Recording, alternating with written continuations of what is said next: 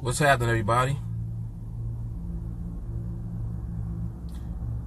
Little engine that does what is good. What's happening, Daniel? I see Tevin. I'm having a good day so far. Good day so far. Doing some running around, just really getting an opportunity to get on the charts and look at anything for the first time today. But you know, that's okay. That is all right. All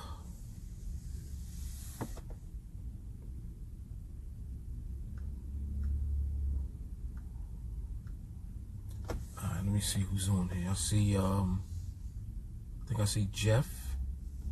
What's happening, Jeff? And Austin Miller, what's happening?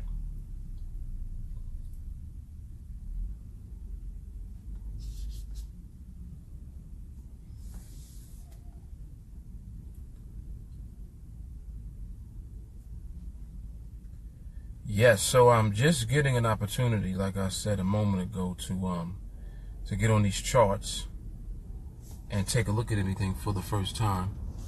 So I'm gonna see what the market is up to. I'm not gonna be on that long. Just checking things out and seeing if any opportunities present themselves. You know, pretty much routine. Same routine, different day.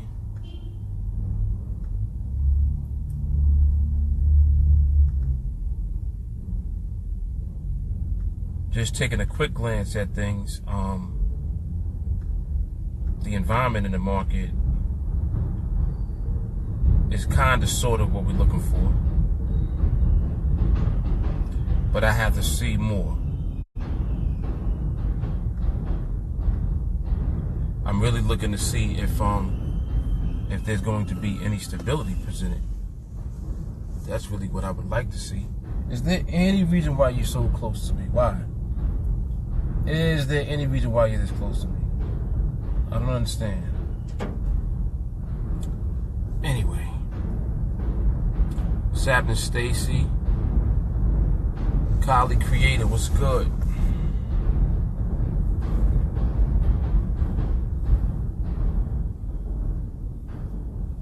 Stacy, I denied Instagram yesterday, huh? I got a little moment today, so I popped on. Hang out with y'all for a little while. What's up, James?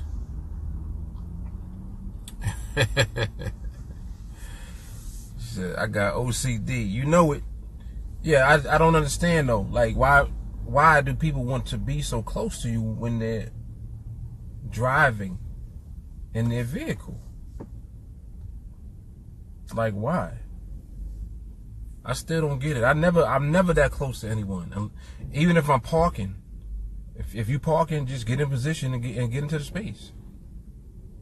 People want to pull up next to you, looking in the car. Come on, man. Just do what you're doing, please.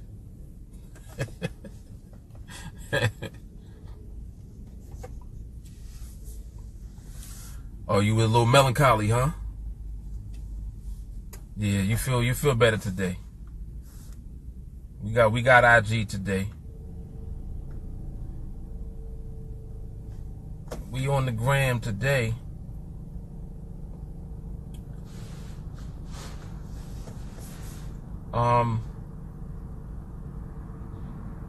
Actually, from what I'm seeing right now, market don't look bad. Don't look bad. It looks like it's getting there. And you know how that goes. Sometimes it'll be 1 minute it's getting there, the next minute you know it ain't there no more. So, you know, we just go with the flow. We go with the vibes. James said no setup on the pound today so far. Okay. So that means no MRMH. What's real? Yeah, so no MRMH as of yet. And that is okay too. Because you know that can change very quickly. Now, all right. Oh my goodness. Excuse me. Group chat was a little quiet today from what I've seen so far. Not that much going on. Or maybe I just wasn't paying attention. That's so funny. I see Joshua, he just said that was MRMH. When I just looked at the market and said that the market don't look bad, that's the one he's talking about. He got the video up, so let me take a look at it again. Let me take a look at it again. The reason I don't want to say that is because I'm seeing some speed also. And you know that you can't have MRMH when there's too much speed present. You know, just so that you are aware. And why this thing not playing, man? I hate when this does this. Why does it do this? Why? I don't understand why it does this. Unbelievable.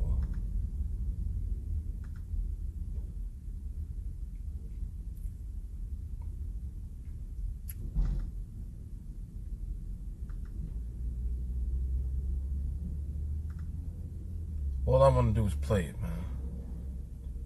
That's all I want to do.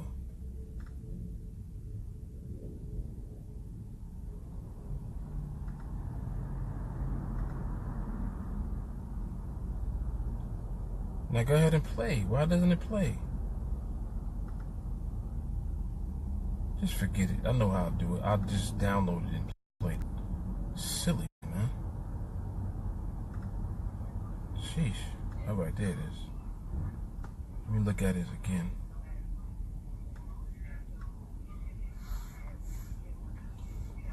I would normally.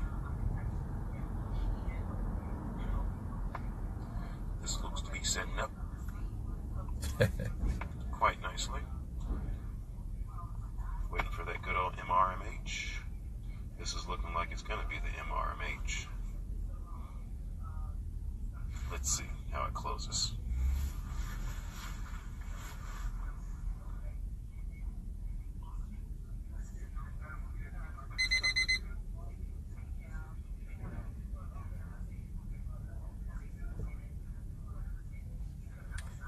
It is. Looking good so far. All right, let me go to the charts real quick. Let me look at this next one. And the one thing I'm noticing also is that there's also jerkiness present. I still see that, and I don't like it. For that reason, I would wait for that to subside before committing to a trade. But the trade that I'm talking about that Joshua just posted the video up for, technically it was MRMH. But you know that anytime that I post that and I say that it's MRMH, I like to follow it up with another statement that's relevant to what is actually happening on the chart at the time. So, you know, I do that because you want to know what it is that you need to look out for even after we get that. That gives us permission. After that, we need the market to continue to follow through. So this is why I'll point out something specifically to pay attention to every time. So that's why I have a tendency to do that. What's up, Damon? What's up, Jermaine?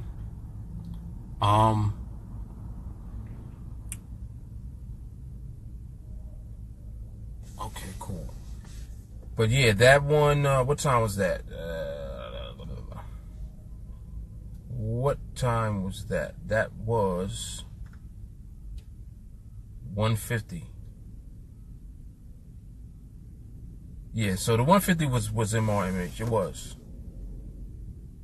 I can't say that it was not, but I am also instructing everyone to continue to monitor the speed and also behavior. Both. I still want to see even more stability than there is currently.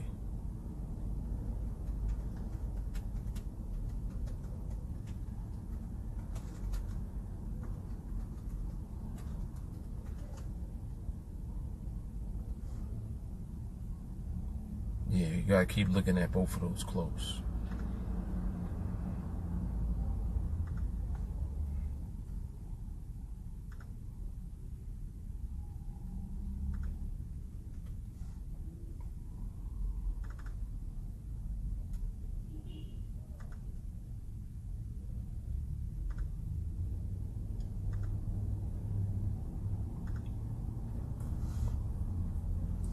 But at this point, this is a very simplified process. Like, this is good, and this is why I like to come on live, because, oh, excuse me, sniper gang. Definitely. I like to come on live because a lot of times we'll be just, on here talking or getting into something else, and then when we look at the charts, that something might set up. And that's actually what just happened. As I'm looking at it, and I'm saying that the market doesn't look bad, it ends up being Mark's rule.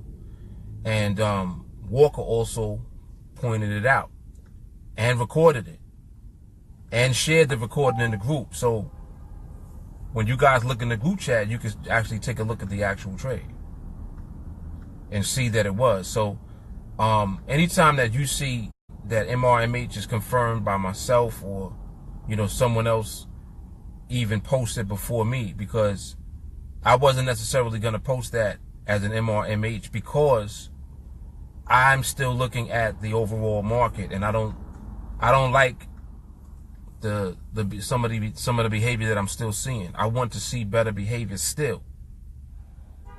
I don't want the MRMH to be the diamond in the rough.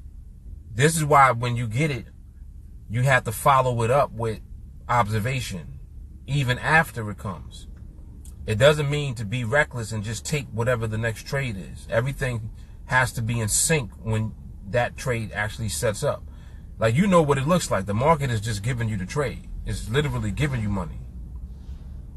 It's literally giving you money. If the trade don't set up like that, then that's not the trade. If you're starting to see the market, inject speed into it and all of that, if you start to see the behavior looking funny, that no, there's no trades. There's nothing setting up. So you just got to continue to wait and monitor. Just stay in observation mode. And the fact that you do have Mark's rule means that, you can now position yourself to anticipate that the market will get in position in order to give you a trade. But of course, there's no guarantee that that's going to happen. But you're ready for it to happen, if and when it does. So that's more so the point. Like, even now, like, this is a good example right here. Like, this right here is not set up for a trade. It's a disqualification. But I'm looking at the behavior. I want to see how it's actually moving. That's what I'm gonna focus my attention on. Even though the setup itself was DQ. See, and you're still seeing the behavior that I'm talking about. So that's why I monitor closely even after MRMH. And this is what you should also do. You want to see the market follow through with whatever it gave you with the MRMH. The MRMH is like a snapshot. It's a picture. That's the market set up. Everything looked great. Boom. MRMH. Now the market needs to follow through with that behavior, with the stability, with everything that we know that we need to have. The market has to follow through with that. And if it doesn't, we don't do anything. If it does not, we don't do anything.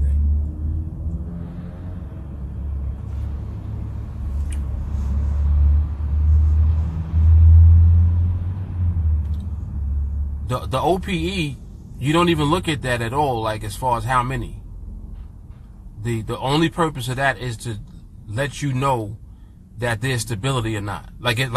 So let's say right now I was to use that. If I'm using the OPE right now, after Mark's rule, the purpose of me using that is to see whether there's stability in the market or not. In other words, is the market following through with the MRMH? If there's an MRMH on the chart, which right now there is, the only purpose of the OPE is for you to observe whether or not there is stability present.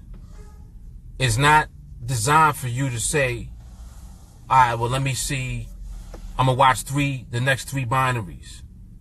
And after that, if I see it, then I'm going to get in. You don't know if you're going to get in or not because you don't even know if a trade is going to set up.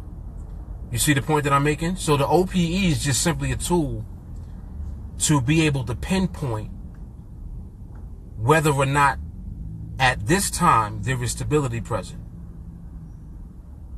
Now, at this time. So when you're watching, if through the OPE you see that it's not stable, you already know. If there's no stability now to follow up that Mark's rule that's there, then you just continue to monitor and to wait.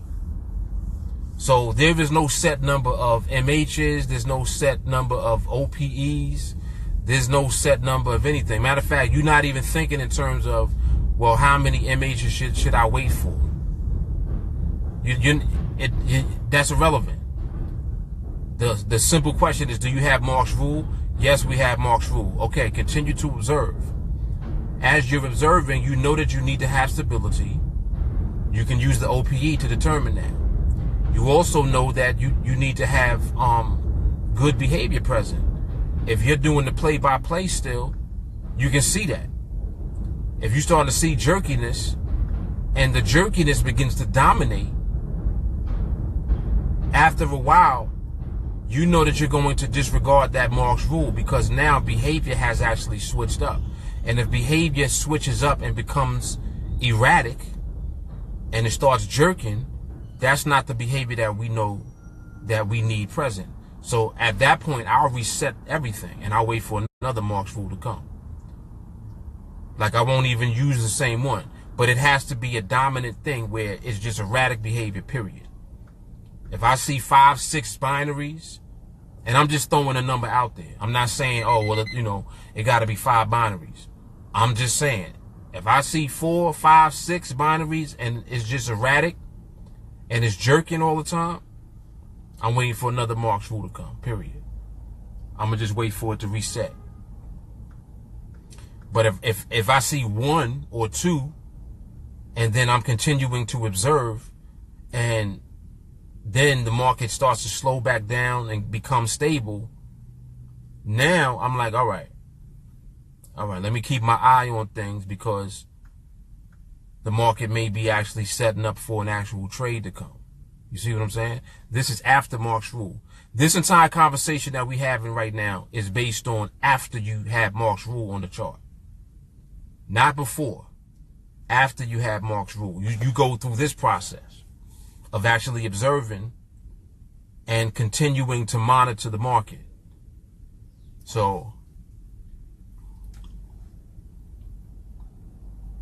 who's on there? Fist of Cups, what's happening? Who's that? Edmund, what's up? Ruth, hello. Right, it's all about observation. Exactly. And I was saying that on training yesterday. I was saying that on like your job all the time is to remain in observation mode. You never, it's like if you're a boxer, you don't ever put your guard down. You like this the whole time. Fists up. Your fists are up. So when it's time to get your shot, you take your shot. But you don't just go in the ring and start swinging. You wait. You wait. Patience. And as you're waiting, when you get your shot, you take your clean shot. And you waiting for the clean shot. So that's what observation does for us. It allows us to continue to monitor the market once we have permission. MRMH gives us permission. It gives us that permission. So then once we have the permission, now we know all we're doing is waiting for the market literally to give us the trade. And the only way that it can do that is through good behavior and stability. And if that's not present, you continue to monitor and you continue to observe to make sure that the dominance is not shifting to bad behavior. If the dominance is shifting to instability and bad behavior, you need to reset and wait for a new MRMH to come. Like, just, you know, that easy. Here they go again. They love to come close to you. Why? Lady, you got mad room in front of you. Look, and she gonna back up and come close to me again. Watch. You're gonna see her back up. Why?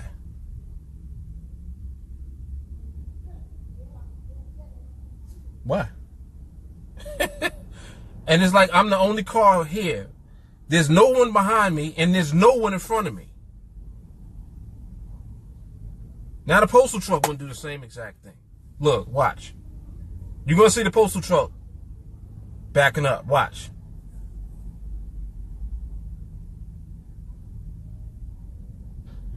You can't see him. He stopped right here. He's literally right here. There's no one in front of me and no one behind me. Why wouldn't you just pull in front of me? Or pull behind me? See, like y'all be thinking it's me. I'm not, it can't be me. What is that? No one in the front, no one in the back. I'm in the middle. I'm in the middle next to a hydrant. There's a hydrant here. It's not even a real parking space. Why would you just not pull in front of me or pull behind?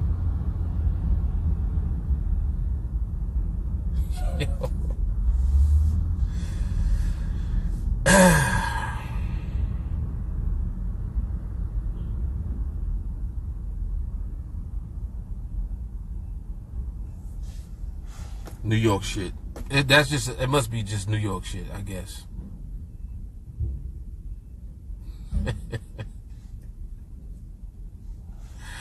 I know y'all think this funny. Oh my goodness.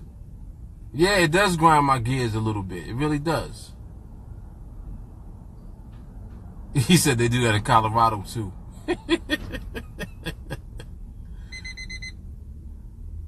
Yeah, just like, I mean, come on, man. Like, why? Like, I cannot make it. I can't make it up. There were, let me count, 1, 2, 3. There's 4 spaces behind me and 2 in the front of me. It ain't even like it's 1 space in front. 2 cars can fit in front of me, and like 4 can fit behind me. And that lady pulled right next to me, and then the postal truck pulls right next to me. I'm like, why? Like, really, why? Is it the orange?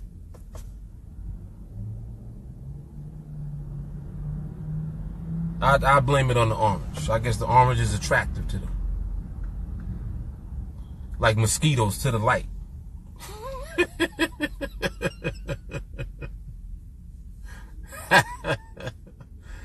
I really think that that's what it is, though, Edmund. I believe you. I think that that's what it is. It's like a magnetism. It really is. Even when people be walking. Like, people will be walking and they can't even see in the car, like from back here, because the windows are tinted. So you got to get here to see. They'll be looking at me. I can see them. They're looking at me all the way back there as they're walking. And as they walk on the side of the car, they're looking, and they'll stop. They will stop right there and just look at me. And I'm like, can I help you? Yo, y'all think I be making this up? I'm telling you. I'm like, I know it's not me. I know that it's not me. I even had a guy came up to the car and use the mirror. Like he was using the mirror. He turned it and was looking in the mirror and was brushing his beard. I'm like, really? With me in the car. I'm sitting right here, and he does that. Looks at me first, and then puts it back, and then he's like,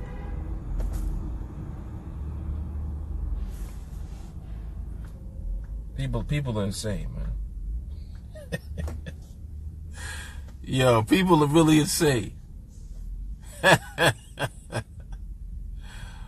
Oh my goodness. He says not just restricted to parking. You go to a restaurant, they sit right beside you as well. Go to the bathroom, they'll be in the next store beside you. That is true. That's true. You ever go into a parking lot like at a mall somewhere, you know, like a real big parking lot, and there's nobody in it. Like I've done this before. Nobody in the lot. And I'll park all the way in the back somewhere on purpose. And I'll park in the middle. Like there's 10 spaces to the right, 10 spaces to the left. And I'll park here. Nobody's in the lot. And I'll just sit there. And I'm like, I guarantee you somebody come in here, I bet you they park right next to me. Sure enough, 2-3 cars come in. Somebody will come and pull directly next to me. Why? Like, what is it in your brain that even would suggest, oh, let me come over here and park next to this?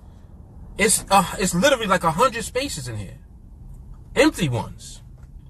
But you want to park directly next to me. And close, too. Like, where you can't even open your door up all the way. You got to try to squeeze your way between your door and my door. And there's like 1,500 parking spaces in the lot that's empty.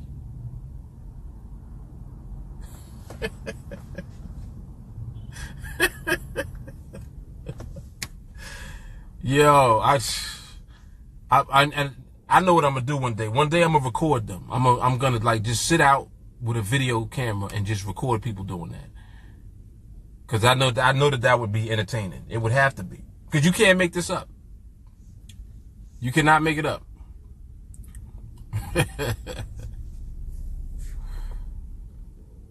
Evan said it happens to me all the time in public. It's crazy, man.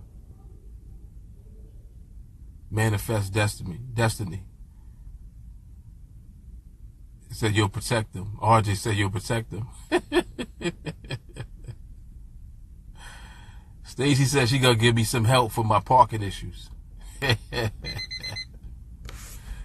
Jermaine, you always been in New York. Yeah, I'm born and raised. Born and raised. But what's funny is it happens anywhere I go. Like if we travel somewhere, people do the same thing. It won't be as bad because New York, there's so many people. So I think that there's a higher chance of it happening because it's so dense. Like the population is very dense in New York City. Everywhere. Like all the boroughs, Manhattan, anywhere you go, it's just mad. It's just a massive amount of people all over the place all the time. So it's more likely to happen. But even other places that I've gone, people have done that. So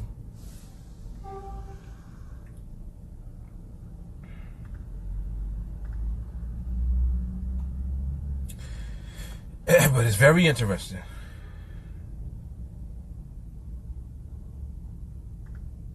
Very interesting.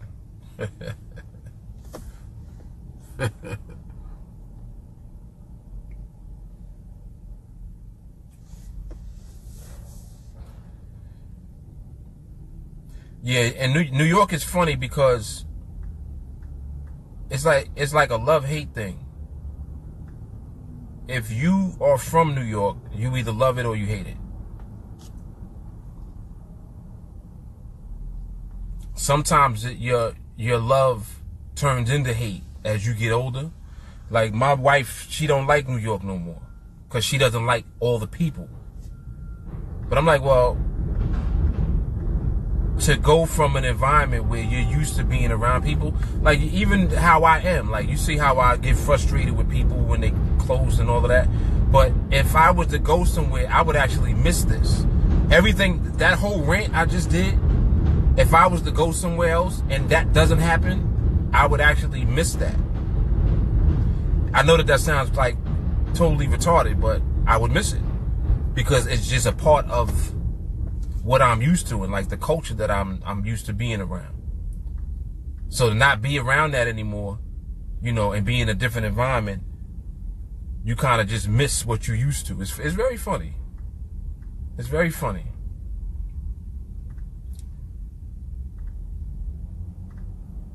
It is very funny.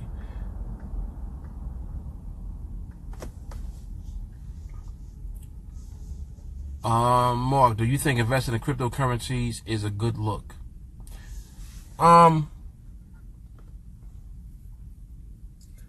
Anytime people ask me about crypto, I always kind of make the reference more so to accumulating crypto rather than trying to trade it. I think that it's like a long-term play. Crypto was something that, to me, is kind of like how precious metals are. Like, to this day, I buy precious metals every week. Like, every week I just buy some gold and silver. Crypto is kind of like that. I think that you should just buy a set amount of money, like whatever it is, $20, $30, $40 a week, $20 a week. Take $20 a week and just buy Bitcoin every week. And if I understand correctly, I think that now they make it harder to buy Bitcoin. Like, it's not like it was even a year ago. Because I remember a year ago, like, there were, you could go like to an ATM. Like, they had a Bitcoin ATM in different stores throughout the city.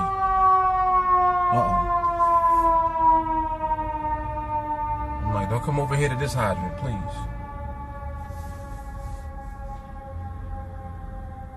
Alright, they're going down the block. Yeah, like you would be able to go into these stores where they had Bitcoin ATMs and turn your cash into Bitcoin. Now the fees were huge. You know, the fee was like 16 to 18%. But I used to do that all the time. I didn't care. I used to just want to buy Bitcoin. That was the only way that I was able to get Bitcoin at the time. And it was a way to do it conveniently. So like, say you got $40 or $50, you go to the Bitcoin ATM machine and just buy some Bitcoin. You know what I'm saying? And just accumulate it. So that was what my strategy was out the gate.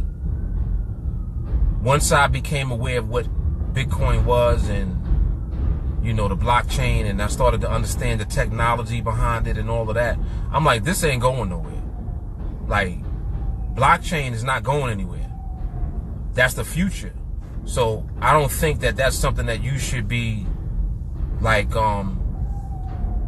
betting on. It's not a short-term play.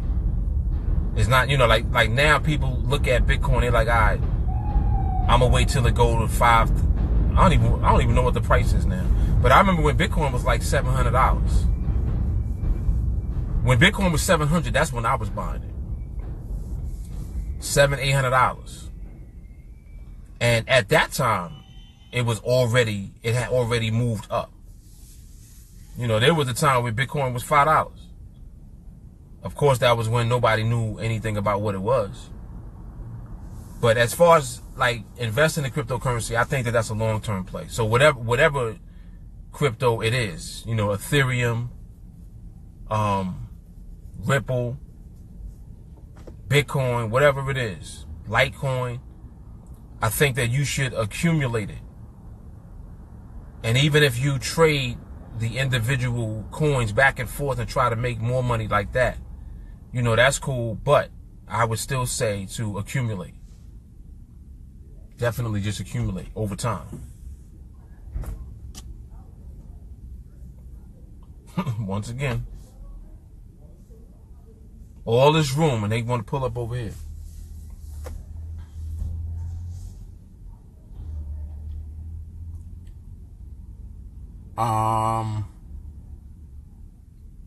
What do you think about option trading?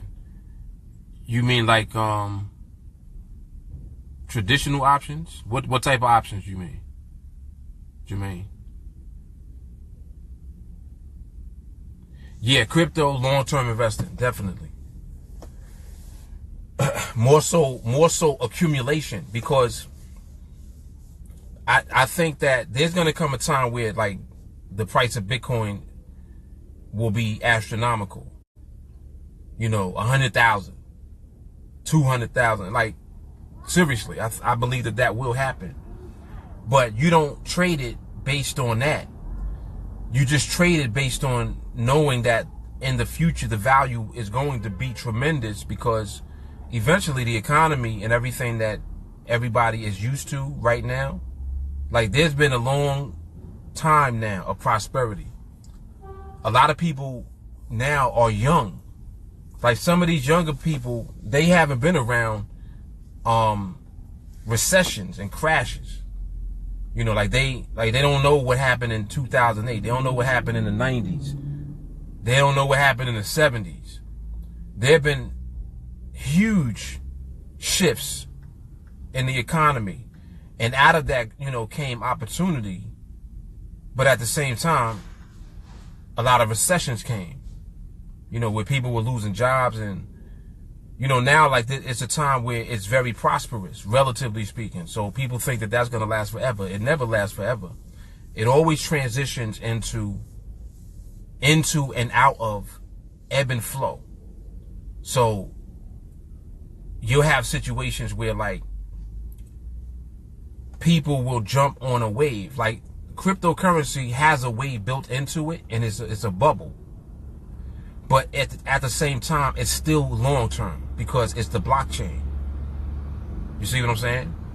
Like the blockchain is the technology behind Bitcoin. That's what you're really investing in. That technology. All these coins that they're coming up, nah, it's not about all of that. Just accumulate crypto. Because of the blockchain and because of that technology, at some point, the value of it will be astronomical. It's inevitable. It's inevitable. It's kind of like how the internet was. When the internet first came out, they were saying it was a fad and it wouldn't last and this, that, and the third. Now, everything is built on the internet. Something that they said would not last. Something that they didn't know what it was at the time. You see what I'm saying? That's how blockchain is. Anytime a technology comes along that can solve so many problems and provide so many opportunities at the same time, it ain't going nowhere. It ain't going nowhere.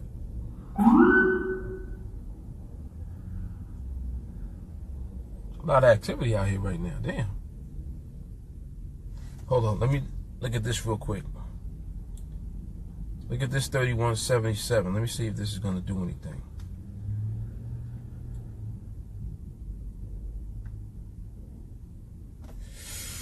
Oh, I got a little bit of heartburn, man. Dang, I shouldn't have ate that. I shouldn't have ate that so early. I usually don't eat early. Anytime I'm with my wife, she make me eat. All right, I do like the market is slowing back down again. I like that. So we'll see if some opportunities come. We shall see. I do like the fact that it is slowing back down. Okay, so we'll see. We might get some.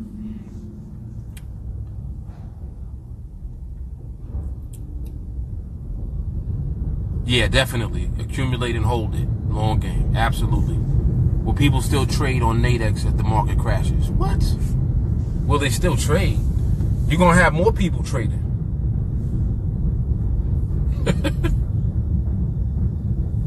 You will have more. Like, all right. I'm going to give you an example of how things play out. Give you a good example. And this is something that I did personally, strategically. If you guys, have been just watching YouTube for any length of time, as far as videos and content that I put out, I took like a hiatus for a while, months ago. And I strategically created videos, educational content, that talked about a lot of different things. Here and there I was talking about Forex, I was talking about crypto, you know, like a few times. I talked about market crashes. There was some Ask Mark Anything questions that came up where people asked me that. They were like, yo, you know, how is a market crash going to affect us on NADEX? And I actually answered the question in the video. So this is what happens. People always react emotionally after the fact. So this is why the majority of people can't benefit from opportunity, because they don't get ahead of it. They want to react emotionally after the fact, right? So with that being the case, once people see, when they search online, like say next month, there's a terrible market crash. What's going to be the first thing people search for on the internet? What they're going to type into Google? Market crash. Because they're going to keep hearing market crash. They're going to type in market crash. Market crash is going to bring them to content on the internet. Some of my content is going to be in there, where I'm talking about we're going to make money in spite of a market crash. Now you got eyeballs on information that's talking specifically about that.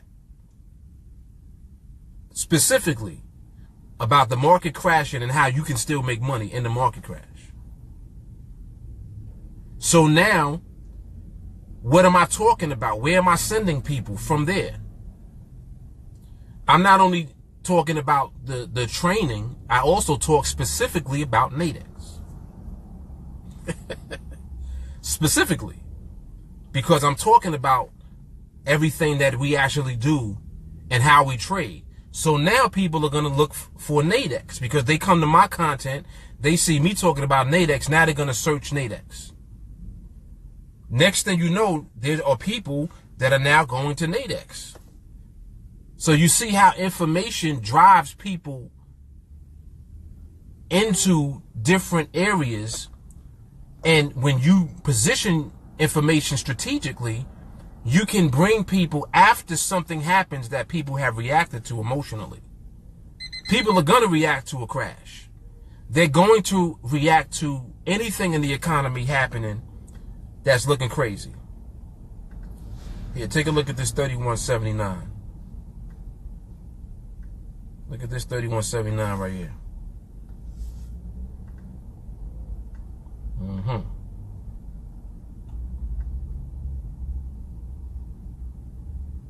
Nope, it ain't there.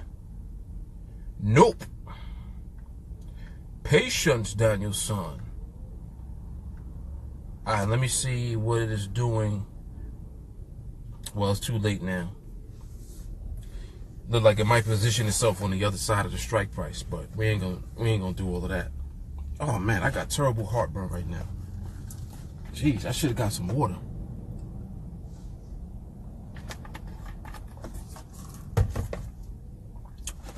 Woo. Damn, man. You get old, you start getting heartburn. What they call it, acid reflux? I don't get it that often though. It depends on what I'm eating.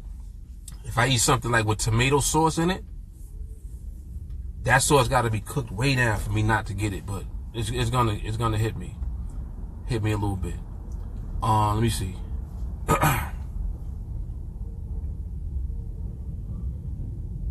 He said the Scooby-Doo sound. Right. Right, that's how you found me. Exactly. Ariel says, so NADEX is safer. NADEX is a solid company using the strongest business model that can be used in the investment environment. in the investment industry, as far as platforms that you can use to trade on, NADEX is using the best business model that can be used because it's an exchange. So they're not incentivized to trade against the client. Like, they're not trading against you. They don't care nothing about that. All they are there to do is to be the intermediary between you and somebody else who wants to trade. And they're using the binaries. They also got other instruments like the spreads. They got the new touch brackets and all of that. They got all of these other different products that they have introduced that people use also. But understand that the way that they make their money is through the fees. They make their money through fees. So they don't care about you winning or losing. You can win as much as you want. You can make as much money as you want to win it.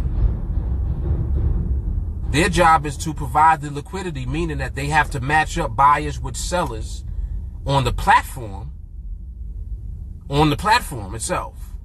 They match up buyers and sellers, and then they have a liquidity provider that also injects liquidity, in other words, that will take the other side of a trade based on the balance between the buyers and the sellers. But it's still neutral. So, again, just to reiterate, NADEX is not trading against you at all. Like, they're not involved in the process. The only thing that they're doing is providing the opportunity for you to trade against somebody else.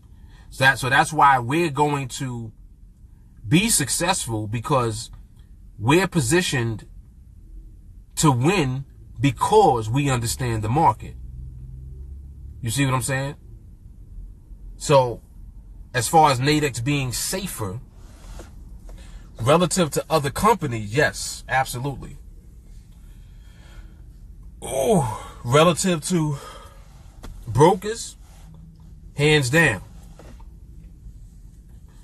So the opportunity available to us through NADEX and because of NADEX is unlike any other that I'm seeing right now. Like, I don't even see a match. I don't even see anything to compare it to at this present time. But the most important thing about NADEX is the business model that they're using. The fact that they are an exchange. They're not a broker trying to, really cash in on the lack of understanding of the people that are making deposits on their platform. That's what traditional brokers do a lot of. That's what they've done a lot of in the past as well. And that's why, the government steps in to regulate financial companies that do business, because they're making sure that they not just robbing people. A lot of them be robbing people. Have and continue to do so. Looking at this 3179. Nope, it ain't ready.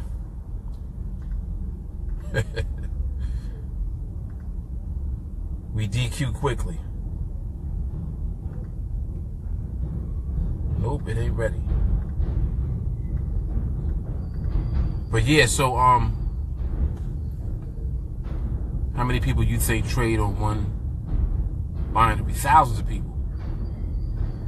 Thousands of people. The last numbers that I heard for NADEX overall, as far as the amount of accounts that they got like over 150,000 accounts right now. Now that sounds big.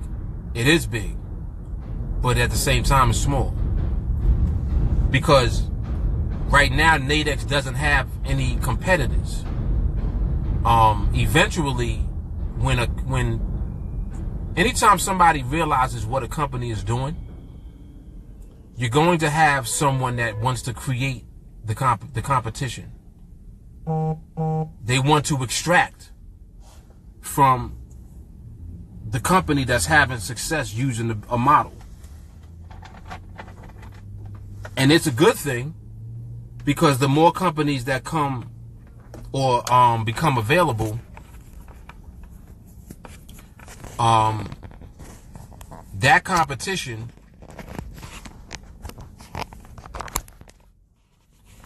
that competition makes it better usually for the people using the platform, the traders. The competition would make it better because now they would be competing for, who has the lower fees and stuff like that. And that benefits us. Now, that hasn't happened yet. There's no competitor for NADEX. There may not be any for a long time. But understand that anytime a company is successful, there's always going to be someone who sees it, and they're going to try to capitalize on the fact that there is no competition. There's no one competing against them. So they'll try to put something together themselves to compete. And in the process of doing that, it makes it better for us because they'll be competing. And in order to compete, they're going to have to lower their fees and make, you got to make it. If you want to compete with NADEX, you got to create something better than NADEX. That's really the point that I'm making. And who's to say that there's not companies right now out there that are looking to do that? We don't know that.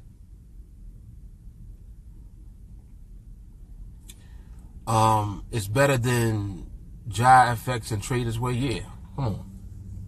And not only that, those are Forex brokers. Those are brokers. NADEX is not a broker. That's why I'm saying NADEX has no competition.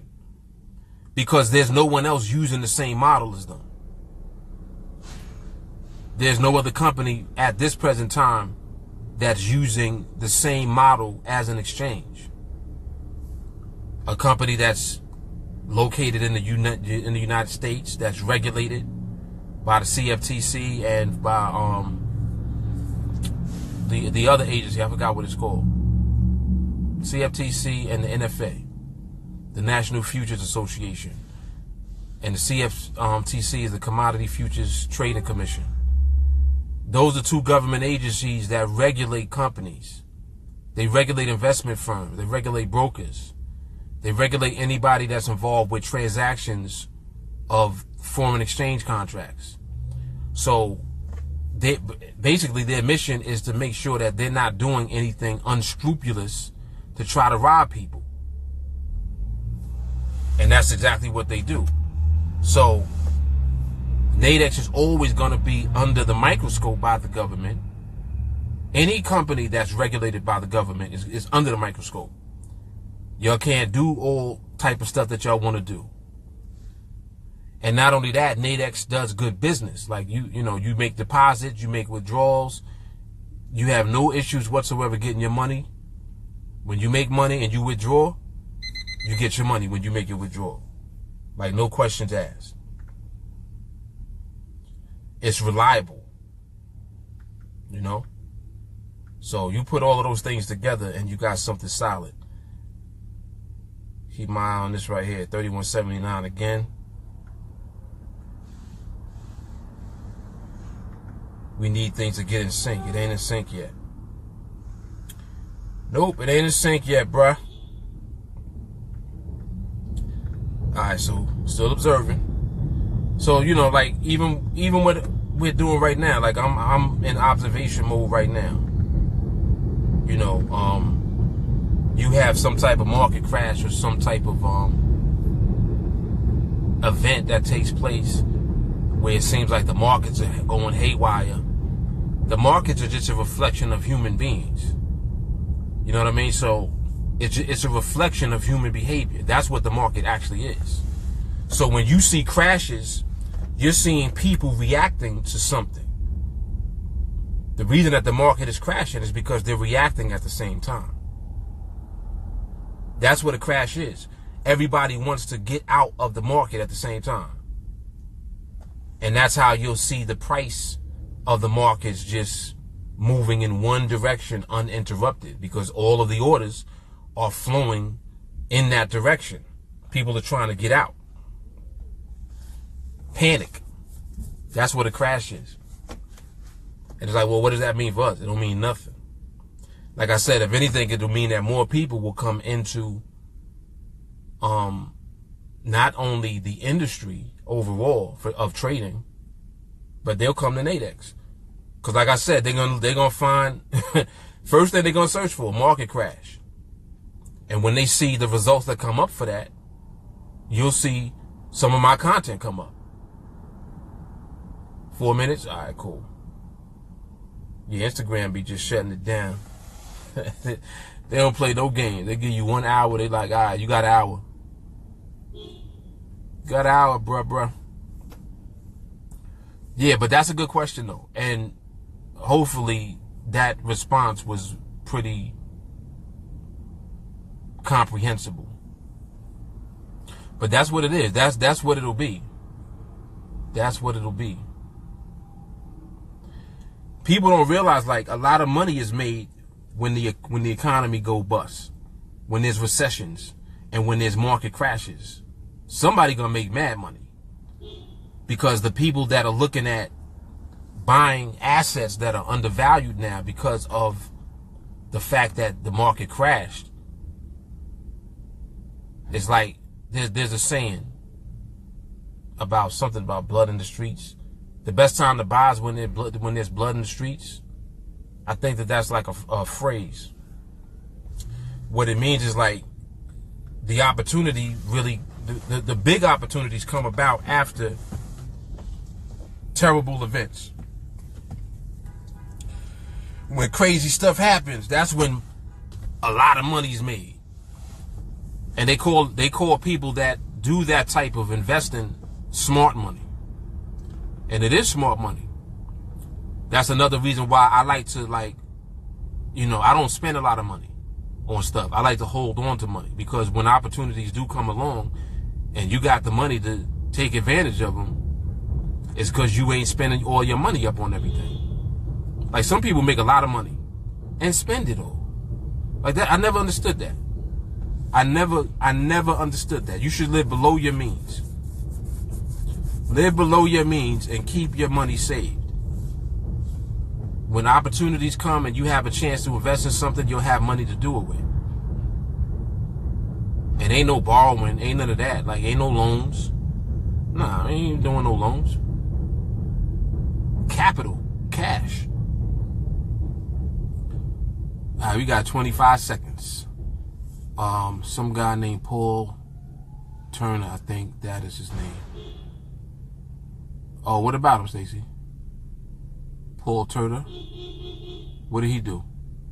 Got 10 seconds.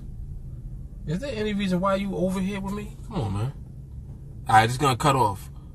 I might come back on. I'll holler at y'all.